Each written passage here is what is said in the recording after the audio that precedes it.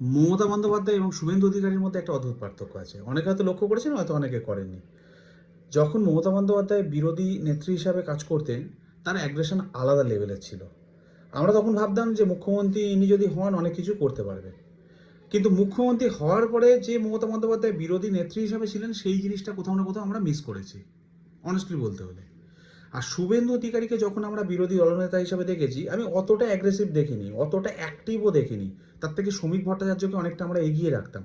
কিন্তু তিনি যখন মুখ্যমন্ত্রী হয়েছেন, তারপরে তার যে অ্যাক্টিভনেস, যেভাবে তিনি স্টেপ নিচ্ছেন প্রত্যেকটা বিষয়, মানে সম্পূর্ণ উল্টো চিত্র। মমতা বন্দ্যোপাধ্যায় এবং শুভেন্দু অধিকারী সব থেকে বড় অদ্ভুত পার্থক্য যদি বলতে হয়, এই জিনিসটা। বিরোধী নেত্রী হিসাবে মমতা বন্দ্যোপাধ্যায় অনেক বেশি অ্যাক্টিভ ছিলেন, কিন্তু যখন প্রশাসনে এলেন তখন সম্পূর্ণ অন্য চিত্র দেখলাম। আর শুভেন্দু অধিকারী যখন বিরোধী দলনেতা ছিলেন, তখন তার অ্যাক্টিভনেস অতটা আমাদের চোখে পড়েনি বা নজর কাড়েনি, যতটা না তিনি মুখ্যমন্ত্রী হওয়ার পর এখন তার অ্যাক্টিভনেস দেখছি আমরা। এটা আমার ব্যক্তিগতভাবে মনে হয়।